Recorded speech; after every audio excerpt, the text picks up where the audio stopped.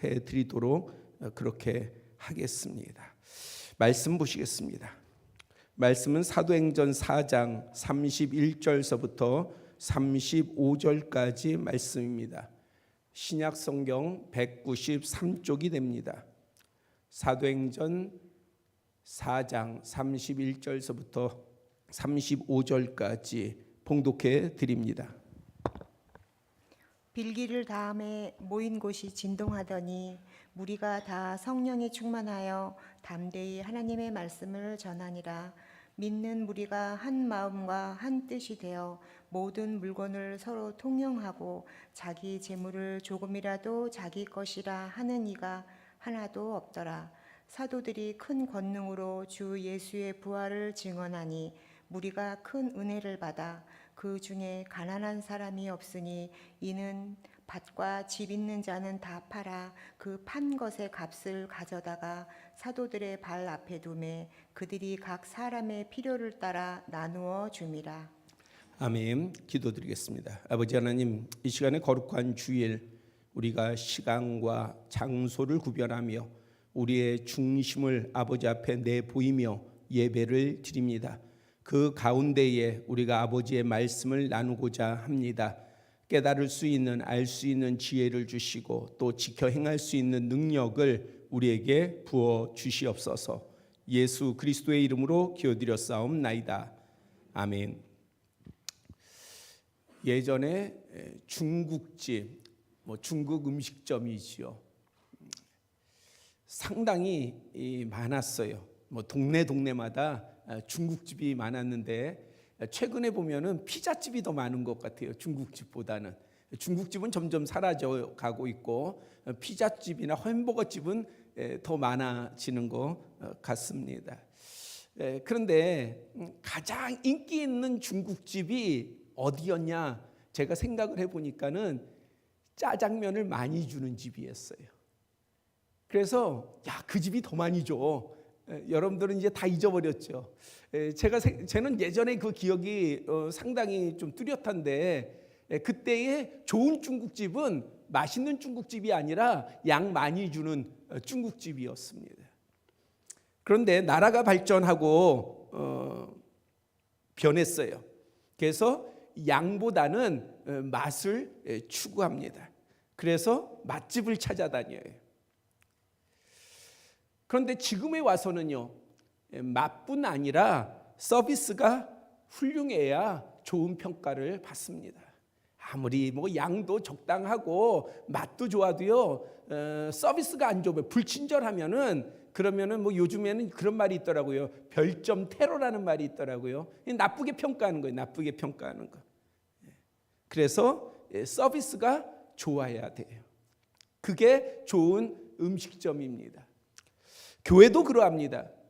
이전에는 목사에 대한 부분이 교회 평가에 대한 주된 항목이었어요. 그래서 교회에 대해서 이야기할 때에 담임 목사, 그 교회에 대한 담임 목사에 대한 그러한 이야기들이 많았습니다. 그래서 그러한 부분들이 가장 중요하게 생각되었습니다. 현재는 목사에 대한 항목뿐만이 아니라 다양한 요구들이 있습니다. 무엇에 대해서요? 교회에 대해서요. 그중 매우 중요한 것 중에 하나가 앞서 음식점 평가에서 언급한 서비스입니다. 오늘날 교회의 공동체에도 건강하고 바르며 합당한 서비스가 있어야 합니다. 이 시간에는 교회와 성도가 정말 충실해야 할 서비스의 두 가지 의미를, 서비스라는 단어를 갖다가 사전을 찾아보면 여러 가지 의미가 있어요. 그 중에 교회가 충실히 지켜야 할 서비스에 대해서 나누어 보고자 합니다. 먼저 교회 공동체는 아름다운 서비스, 섬김이 있어야 합니다. 서비스는 봉사, 수고, 헌신, 도움, 조력, 돌봄, 은혜를 포함한 섬김의 뜻이 있습니다. 예수님께서 부활 승천하신 후 오순절날 약속대로 성령이 믿음의 공동체에 임하시어 주님의 초대교회가 출발할 때 그 교회에 나타난 뚜렷한 모습이 무엇이었냐? 섬김이었습니다. 본문 34절 35절은 그것에 대해 이렇게 설명하고 있습니다. 그 중에 가난한 사람이 없었으니, 초대교회에는 가난한 사람이 없었다는 거예요. 그것은 왜 그러냐? 이는 밭과 집 있는 자는 팔아 그 판 것의 값을 가져다가 사도들의 발 앞에 두매 그들이 각 사람의 필요를 따라 나누어 줌이라. 이 구절에서 현재 교회와 다른 접근을 발견할 수 있습니다. 오늘날의 교회를 생각하면서 교회에 대한 접근과 전혀 다른 초대교회의 접근을 볼 수 있다는 것이지요. 오늘 교회는요, 누가 부자인가? 누가 높은 자인가? 누가 유명한가? 누가 성공했는가에 관심이 집중되어 있습니다. 우리 교회에 이런 부자가 있어. 우리 교회에는 이렇게 높은 지위에 있는 사람이 있어. 우리 교회는 이렇게 성공한 사람이 있어. 그것이 교회의 자랑이에요. 교회들은 그러한 부분들을 세상에 드러내고 싶어 해요. 이러한 사람이 있으니 우리 교회에 나와. 그래서 아닌 것 같지만은 큰 교회로 몰려가게 됩니다. 그것은 어쩔 수 없어요. 그것이 시대적인 흐름이에요. 그런데 교회로서 가장 이상적이었던 초대교회의 태동기를 보면 가난한 사람이 없었더라. 어디에요? 그 공동체에. 관점이 달랐던 거예요. 부자가 누구인가가 아니라 우리 공동체에는 가난한 사람이 없다. 이것이 교회의 주된 관점이었다는 거예요. 바로 앞선 29절 30절에 주여 이제도 그들의 유협함을 굽어 보시옵고 또 종들로 하여금 담대히 하나님의 말씀을 전하게 하여 주시오며 손을 내밀어 병을 낫게 하시옵고 표적과 기사가 거룩한 종 예수의 이름으로 이루어지게 하옵소서 한 기도 내용과 연동하여 살피면 초대교회는요, 가난한 이들에게 나눔이, 지체 간의 신뢰가, 성도에게 은혜와 영적 자유가 있었습니다. 그리고 아픈 자에게 위로와 중보와 치유로, 고통당하는 자에게는 연합과 회복으로, 절망과 낙심한 이에게는 세움과 격려와 용기로 이어졌습니다. 이것이 초대교회의 모습이었어요. 가장 이상적이라고 하는, 뭐의 이상적이요? 하나님의 성령이 임했을 때에 그 공동체에 나타나는 가장 이상적인 그러한 합당한 모습이 뭐였었냐? 바로 이러한 모습이었던 거예요. 물질을 자랑하고 권세를 자랑하고 세상 것을 자랑하고 그것이 주된 나눔이 되고 그것에 대한 관심과 그러한 흥미가 가득한 그러한 교회가 아니라 누가 아픈가? 누가 힘든가? 누가 어려운가? 내가 어떻게 하면 힘이 될 수 있을까? 내가 어떻게 하면 용기가 될 수 있을까? 내가 어떻게 하면 기도해 줄 수 있을까? 내가 어떻게 하면 예수 그리스도의 사랑을 나눌 수 있을까? 이것이 그 공동체 중심의 핵심이었다는 것입니다.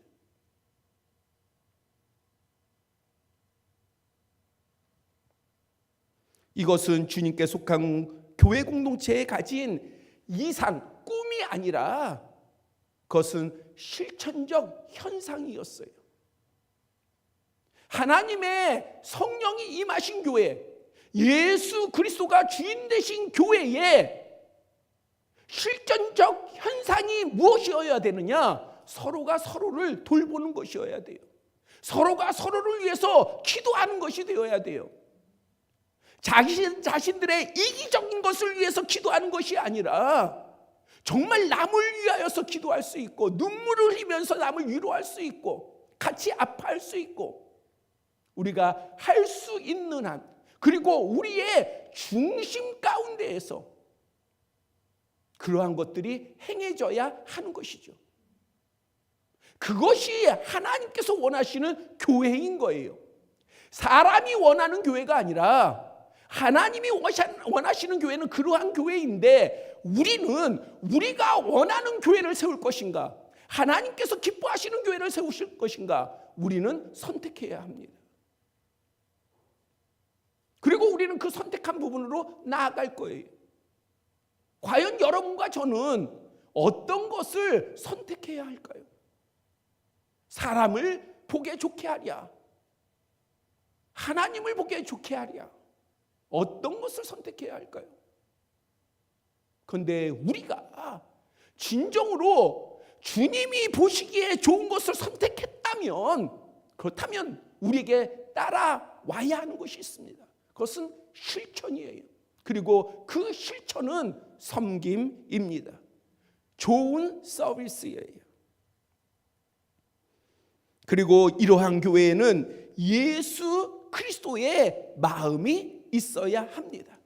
그래야 실천할 수 있는 거예요. 마음을 같이하여 같은 사랑을 가지고 뜻을 합하며 한 마음을 품어 아무 일에든지 다툼이나 허영으로 하지 말고 오직 겸손한 마음으로 각각 자기보다 남을 높게 여기고, 남편을 높게 여기고, 아내를 높이 여기고, 자녀들도 높이 여기고, 부모를 높이 여기고, 지체간에 서로를 높이 여기고, 목사는 성도를 높이 여기고, 성도는 목회자를 높이 여기고, 서로가 서로를 높이 여겨야 돼요. 여러분들 한번 생각해 보세요. 남편을 높이 여기지 않는데, 남편을 존중하지 않는데 여러분들의 기도가 하나님께 상단이 되겠습니까? 남편을 위해서 기도할 때.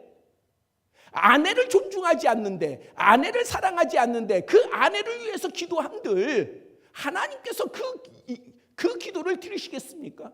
부모를 공경하지 않는데 부모를 위해서 기도한들, 하나님은 외모를 보시지 않아요. 하나님은 미혹되지 않으셔요. 시험을 받지 아니하신다는 말은 무엇입니까? 템테이션이에요. 템테이션, 유혹, 미혹이라는 뜻이에요. 하나님은 절대 우리에게 우리의 어떤 모습이든 어떤 말이든 어떤 행동이든 미혹당하지 아니하십니다. 모든 것을 정확히 알고 계셔요. 우리의 중심을 알고 계십니다. 그래서 우리가 중심을 다해서 서로가 서로를 높이 여기고 나아갈 때, 그리고 각각 자기 일을 돌볼 뿐더러 또한 각각 다른 사람의 일까지. 외국 사람들이 우리나라에 들어와 가지고요, 가장 놀라는 게 뭐냐, 이 안테나가 있대요. 한국 사람에게. 어떤 사람은 그 표현을 쓰더라고요. 이 안테나가 있대요. 한국 사람에게는 다른 나라 사람들에게 없는. 근데 제가 서양 사람들을 보더라도요, 서양 사람들에게는 그 안테나가 없어요. 어떤 안테나냐? 딱 자기 것. 그 자기 것에 되게 집중을 해요. 근데 우리는요, 뭘 하더라도요, 다른 사람의 동향을 살펴요. 그렇죠? 내가 이렇게 하면 다른 사람에게 피해가 나가지 않을까? 다른 사람은 어떻게 생각할까? 다른 사람은 불편하지 않을까? 이러한 안테나를 가지고 있어요. 그것이 한국 사람의 특징이래요. 그래서 놀랍대요. 그런데 왜 한국 교회를 하나님께서 정말 부흥케 하셨을까? 근데 하나님께서는 그 안테나를 좋아하세요. 우리에게는 다른 사람들을 살필 수 있는, 다른 민족보다도 더 강한 좋은 그러한 품성을 가지고 있어요. 그래서 우리는 그것을 가지고 서로가 서로를 향해서 돌본다면, 그것은 틀림없이 우리가 도덕적으로, 윤리적으로 다른 민족보다, 다른 나라의 사람들보다, 아니면 다른 사람들보다 더 높은 경지에 오르거나 더 좋은 위치에 있는 것이 아니라 하나님의 기뻐하심에 있다는 거예요. 그래서 우리는 서로가 서로를 돌보아야 합니다. 빌립보서 2장 5절은요, 지금까지 말씀드린 이것을 무엇이라고 말하느냐? 예수 그리스도의 마음이다. 예수 그리스도의 마음은 다른 것이 아니라 바로 서비스, 섬김이에요. 겸손이에요. 서로가 서로를 돌봐주는 거예요. 기도해 주는 거예요. 붙잡아 주는 거예요. 용기를 주는 거예요. 격려해 주는 거예요. 그것을 위해서 말만이 아니라 내가 섬기는 겁니다. 내가 하지 못하는 것을 하라는 것이 아니라 내가 할 수 있는 것을 하라는 거예요. 내가 섬길 수 있는 것을 가지고 섬기는 거예요. 그것이 주님께서 기뻐하는 것이며 그것이 예수 그리스도의 마음이며 그것이 교회 공동체에 꼭 있어야 할 거룩한 서비스, 섬김입니다. 저는 호주에서 부교육자 시절에 한 교회에 청년부들을 만들어서 규모를 세워 부흥을 시켰고, 다른 한 교회에서는 무너졌던 그래서 10여 명도 채 남지 않은 그 청년부 가운데에 불과 한 반년 정도 만에 60, 70명 정도의 성장이 있었습니다. 그런데 이 과정에서 저와 함께 했던 헌신적인 장로님들이 계셨어요. 그분들은 교육부 장로님들이신데 이분들은 청년들을 위해서라고 한다면 자기들의 시간, 자기들의 물질, 자기들의 가정을 개방하는 거 전혀 꺼리껴 하지 않았어요. 장로님, 어떤 청년에게 이 문제가 있는데요, 제가 이야기하면은요, 그러면은 만사를 제쳐놓고 사업을 하고 있으신 분들인데 만사를 제쳐놓고요, 그 일이 우선이었어요. 그런 분들이 계시니 그 청년부가 부흥하지 않겠습니까? 유학생활에 정말 지쳐서 쓰러지고 낙심하고 포기하고 여러 가지 문제 가운데 있는 그러한 청년들이 저와 장로님으로 해결되는 것이 아니라 그러한 헌신과 섬김이 있으니까 해결이 돼요. 하나님께서 개입하셔요. 하나님께서 복을 주셔요. 그러니까 문제가 있는 청년들이 찾아와요. 해결받아요. 또 소문이 나요. 하나님의 영광이 나타나요. 하나님의 이름이 높여져요. 하나님의 이름이 높여지는 것은 저절로 이루어지는 것이 아니라 우리가 입으로 떠들어야 나타나는 것이 아니라 우리가 이 땅에서 할 수 있는 것이 있어요. 그것은 섬김입니다. 예수 그리스도의 이름과 예수 그리스도의 마음을 가진 섬김입니다. 그러면 역사가 일어나는 거예요. 그리고 하나님의 영광이 드러나고, 하나님은 하나님의 영광을 드러내 놓으실 때에 가만히 계시질 않아요. 그분의 성실하심은 복을 주시고 형통케 하시고 능력을 주시고 복의 복을 더하십니다. 우리는 이 원리를 믿어야 돼요. 그 원리는 목사의 설교가 아니라 성경의 말씀입니다. 성경이 계속해서 강조해서 우리에게 알려주시고 있는 진리예요. 그래서 섬김은 단순한 섬김이 아닌 거예요. 여러분들이 어려우십니까? 여러분들이 힘드십니까? 오히려 저는 그렇게 말씀을 드리겠어요. 섬기세요. 피하지 말고 도망가지 말고 숨지 말고 섬기세요. 오히려 하나님 앞에 여러분들을 내보이세요. 하나님, 내가 이렇게 어렵지만 나 하나님 이렇게 사랑합니다. 나 하나님 이렇게 믿습니다. 보이세요. 성경에 어디에 그러한 심령을 외면한 내용이 어디에 있습니까? 성경은 한결같이 그러한 심령을 향하여서 하나님께서 오히려 긍휼히 여기시고 아파하시고 그들의 작은 신음에도 응답하셨습니다. 이 중에 한 분 장로님이 몇 년 전에 연락이 왔어요. 이런 얘기를 하시더라고요. 운전을 하고 가는데 좀 이상하더래요, 느낌이. 그런데 아니 뭐 대수롭지 않으니까 뭐 전혀 뭐 아무렇지도 않은데 근데 그냥 이상하다는 거예요. 근데 운전하면서 계속 가다가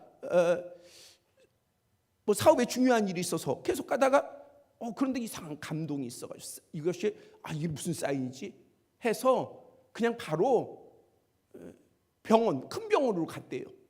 그랬더니 의사가 그러더래요. 당신 조금만 늦었으면 죽었습니다. 그러더래요. 하나님의 지키심이죠.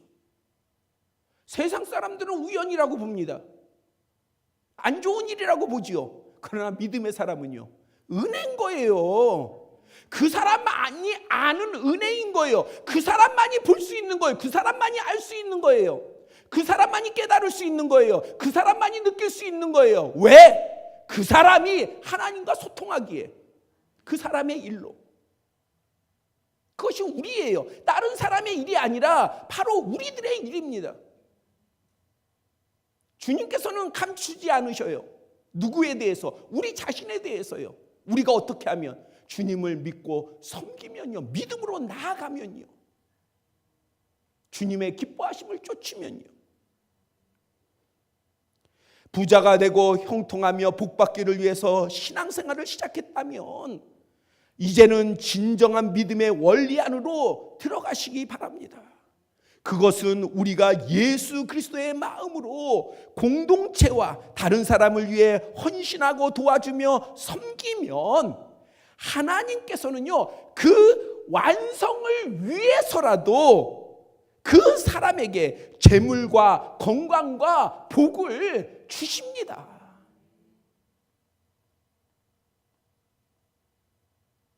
예수님께서는 부자에 관한 언급을 하시면서 우리가 금요일 저녁에 나누었지 않습니까? 마태복음 19장 29절과 누가복음 18장 30절에 이렇게 말씀하고 있어요. 하나님의 나라를 위하여서 집이나 아내나 형제나 부모나 자녀를 버린 자는, 이것은 버려라 하는 얘기가 아니에요. 끊어버려라는 얘기가 아니죠. 하나님의 나라, 하나님의 의, 하나님의 영광을 위해서 너희가 진정으로 헌신하며 섬기는 자이면 현세에 여러 배를 받고, 현세라고 하는 말, 그 말을 원어 가운데서 이렇게도 표현해 보세요. 이 시대에, 지금 이 땅의 시대 가운데도 몇 배를 받아요? 여러 배를 받는다. 근데 마태복음의 원어에는요 100배를 받는다고 되어 있어요. 100배를 받는다. 여러 배가 아니라 100배를 받는다. 마태복음에도 여러 배로 나와 있지만 원어에는 100배라고 그렇게 명시되어 있습니다. 아울러 하나님의 나라 가운데서는요, 하나님의 나라 가운데서는 내세에는 결코 영생을 받지 못할 자가 없다. 그러니까 하나님 나라에 우리가 영원한 생명을 얻는 것은 당연한 것이고 이 땅에서도요 복을 받는다. 그것이 그냥 목사들이 하는 얘기가 아니라 예수 그리스도의 말씀이에요. 어떠하면요, 우리 가운데 진정한 섬김이 있다면, 그렇다면 하나님께서는요 그 섬김의 완성을 위해서라도 우리에게 복의 복을 부어 주십니다. 우리 모든 지체가 진정한 서비스, 헌신과 섬김을 통해 아름다운 포도원 가정과 교회를 이루고 세우며 아울러 진짜 하나님으로부터 30배, 60배, 100배의 복을 받는 은혜가 있기를 축복합니다. 또한 교회 공동체는 온전한 서비스, 예배를 드려야 합니다. 다른 서양 국가들은 사실 잘 모르겠어요.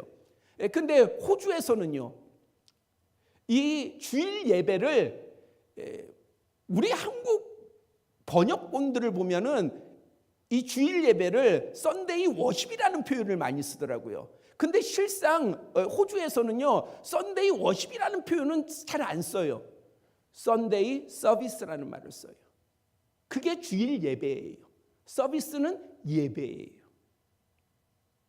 아무리 선하고 좋고 헌신적인 섬김이 있다 할지라도 교회에 온전한 하나님을 향한 예배가 없다면 그것은 교회가 될 수가 없습니다. 교회에는요, 하나님이 받으시는 예배가 있어야 돼요. 하나님이 기뻐하시는 예배가 드려져야 합니다. 예배에 대한 형식이나 다양하고 선택에 따른 입장들이 교파든 교회이든 다 다를 수가 있습니다. 어떤 교회는 열린 예배를 드리고 구도자의 예배를 드리고 변역 예배를 드리고 개역 예배를 드리고 아니면 예식 예배를 드리고 대단히 많아요. 교파마다 달라요. 처치 오브 크라이스트라고 하는 우리나라에서는 그리스도 교단이라고 있어요. 그 이단 말고요. 정통교회 가운데 그리스도 교단이라고 있어요. 이 그리스도 교단은요, 매 주일마다 성찬식을 합니다. 아름다운 거예요. 나쁜 게 아니에요. 좋은 거예요. 그 교단의 특징이에요. 그 교단은 예배의 특징이에요. 그러니까 예배의 이러한 모습은, 형식은 다 다를 수가 있어요. 그러나 주님께 기도하고 찬양하며 거룩한 드림과 말씀의 선포와 나눔이 있는 주님을 향한 경배는 동일합니다. 다 무엇을 향해야 되느냐? 주님을 향한 경배로 다 이어져야 하는 거예요. 우리의 찬송도 그러하고요, 주님에 대한 말씀도 그러하고요, 우리의 봉헌도 그러하고요, 우리의 나눔도 그러하고요, 다 주님을 경배하는 것을 향해야 돼요. 그것은 이 예배의 이런 형식의 모습이 아니라 우리의 각 심령들이요, 우리의 각 심령들이 주님을 향해야 합니다. 주님을 경배해야 돼요. 내 영이 주님을 경배해야 돼요. 내 영이 주님을 찬송해야 합니다. 예수님께서는 요한복음 4장에서 예배의 장소를 묻는 사마리아 여인에게 너희가 아버지께 예배할 때가 이르리라 하시며, 하나님께서는 자기에게 이렇게 예배하는 자들을 찾으시느니라 하시면서, 하나님은 영이시니 예배하는 자가 영과 진리로 예배할지니라. 이 시간 우리 살펴야 돼요. 내 자신을 살펴야 돼요. 그냥 시간 나와가지고 자 설교 시작했네. 보나마나 한 30분은 넘을 텐데, 자 내가 이제 이 시간을 어떻게 견디나. 견디는 게 예배가 아니에요. 시간을 채우는 게 예배가 아니에요. 예배는 내 영을 깨우는 겁니다. 내 마음을 깨우는 거예요. 내 마음을 여는 거예요. 그래서 하나님을 바라보고 하나님 앞에 나아가며 경배하는 거예요. 하나님의 이름을 높이는 거예요. 그것이 예배예요. 우리는 어떤 준비가 되어 있습니까? 나를 하나님께 드릴 준비가 되어 있습니까? 아니면은 한 시간을 견딜 준비가 되어 있습니까? 하나님께서는 어떤 예배를 받으시겠어요? 하나님께서는 이 둘의 예배를 다 받으시겠습니까? 아니에요. 하나님께서는 둘 다 제사를 드렸지만 가인의 제사와 아벨의 제사를 구분하셨어요. 하나의 제사는 받으셨고요, 하나의 제사는 거절하셨습니다. 오늘날도 마찬가지예요. 하나님께서는요, 우리가 좀 부족해도, 모습이 좀 연약해도, 우리가 세상 가운데 이리 치고 저리 쳐서 상처투성이라 할지라도, 그래도 주님 앞에 나와가지고요, 중심을 드리고자 하는 그 심령의 예배를 정말 귀하게 여기십니다. 빗대어 본다면은요, 부자의 봉헌을 기뻐하시는 것이 아니라 오히려 과부, 그 당시에 정말 어려운 그 삶을 살아가는 그 여인의 두 랩돈 동전을 주님께서는 받으셔요. 왜? 중심이 담겨져 있으니까요. 우리의 중심을 담는 게 뭐가 어렵습니까? 그것에 하나님이 정말 여러분들의 자식을 바치라고 하는 그러한 대가를 요구를 하십니까? 아니면 여러분들의 집을 바치라고 하는 그 대가를 요구하십니까? 아니에요. 여러분들의 마음을 드리라는 거예요. 그러면 받으시겠대요. 그러면 기뻐하시겠대요. 그리고 그런 자를 기억하시겠대요. 그리고 그런 자의 기도에 응답하시겠답니다. 예수님의 호족상 동생이며 예루살렘 교회 리더였던 야고보는 사도행전 15장 16절 17절에서 이후에 내가 돌아와서 다윗의 무너진 장막을 다시 지으며 또 그 허물어진 것을 다시 지어 일으켜 모든 이방인들로 주를 찾게 하려 함이라. 아모스 9장에 기록된 하나님의 말씀을 인용하였습니다. 다윗의 장막은 무엇입니까? 역대상 16장에 보면은요, 다윗이 하나님의 임재에 있는 언약궤를 성막이 아닌 자신의 장막으로 모셨어요. 그리고 기존의 율법적인 제사와는 전혀 다른 찬양하는 자들로요, 여러 악기와 나팔로 끊임없이 그 앞에서 경배를 드렸습니다. 바로 워십, 예배였어요. 율법적인 제사가 아니라 예배였습니다.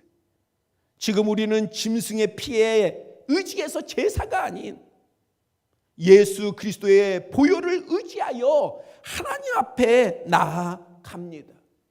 율법과 규례가 아닌 하나님의 말씀을 선포하고 나누며, 그리고 영과 진리로 찬양과 기도와 봉헌으로 경배합니다. 하나님께 드리는 서비스 예배입니다. 그래서 지나치게 율법적인 규례와 예식 형식에 치우쳐서도 안 되지만 자극적이며 감정적인 또 신비적인 것에 몰입하도록 하는 또 무질서한 그런 경향이 있는 것들을 경계해야 합니다. 왜냐하면 하나님은 거룩하셔요. 예수 그리스도도 거룩하십니다. 성령님도 거룩하셔요. 우리 아름다운 포도원 교회의 예배는 온전한 영과 진리의 예배여야 합니다. 이것은 목사에 의해서 이루어지는 것이 아니에요. 찬양단이나 예배 순서 담당자들이 뭔가 잘 순서대로 기가 막히게 순서에 맞춰서 아주 센스 있게 진행해서 그래야 아름다운 예배가 되는 것이 아닙니다. 예배는요, 여기 모인 한 심령이 세우는 것이에요. 그것이 예배예요. 우리 한 사람 한 사람이 주님을 향하여서 진정한 마음을 가질 때에 우리 아름다운 포도원 교회의 예배는 하나님이 찾으시는 예배요, 받으시는 예배요, 하나님께서 복을 주시는 예배가 될 것입니다. 저는 전도지 또는 교회 밖에 걸어놓은 현수막, 또 교계, 신문, 광고 등에서 종종 이런 문구를 봅니다. 병든 사람, 사업이 어려운 사람, 입시를 앞둔 자녀가 있는 사람, 문제나 고통받는 사람들은 모두 오십시오. 다 해결됩니다. 여러분들 어디서 많이 보던 거 아니에요? 점집 간 거 아닙니까? 근데 교회도 이러한 문구로 교회를 버젓이 나타내고 있어요. 우리는 병 고치려고요, 사업에 성공하고 부자가 되려고요, 자녀가 잘 되게 하기 위해서, 그것을 위해서 예배드리지는 않습니다. 하지만 우리가 영과 진리로 중심을 다해 하나님께 언제나 예배하면 당시에 진정한 예배가 있던 곳에 유두고라 하는 청년이 죽었다가 살아났고, 갇혔던 빌립보 감옥의 문이 열렸지 않습니까? 감옥에 갇혔을 때에 바울과 실라가 뭐 했어요? 찬송과 기도했다. 당시에 예배인 거예요. 예배하니 옥문이 열리고 착고가 풀리고 지진이 나고, 그래서 모든 것이 다 열리는 기적이 일어났잖아요. 또 주 예수를 믿으라, 그러면 너와 네 집이 구원을 받으리라. 그 구원이 예배 드리는 간수의 온 집안 사람들에게 임하지 않았습니까? 이와 같이 우리가 모두 온전한 서비스, 예배와 섬김으로 나아갈 때에 우리 교회와 우리의 가정과 자녀 그리고 우리의 각 사람과 그 지경에 살아계신 하나님의 선하신 역사와 큰 복이 하나님이 작정하신 대로 임할 줄 믿습니다. 이것이 여러분들의 눈에 보이고 여러분들의 삶에 경험되어지며 여러분들의 입술에 큰 간증이 되기를 축복합니다. 기도드리겠습니다. 아버지 하나님, 이 시간에 하나님이 찾으시는 서비스가 우리 공동체 가운데 있기를 원합니다. 믿음으로 섬기게 하여 주시고 사랑으로 섬기게 하여 주시고 예수 그리스도의 마음으로 섬기는 우리 공동체가 되게 하여 주시옵소서. 그리고 우리의 교회의 예배가 영과 진리의 예배가 되게 하여 주시고 우리의 중심으로 하나님을 경배하는 예배가 되게 하여 주시며 하나님께서 기뻐 받으시며 찾으시는 예배가 되게 하여 주시옵소서. 그러한 자를 향하여서 하나님께서 복의 복을 더하심을 믿사오니 그것이 매일의 삶 가운데 체험되어지고 간증되게 하여 주시옵소서. 우리 주 예수 그리스도의 이름으로 기도드렸사옵나이다.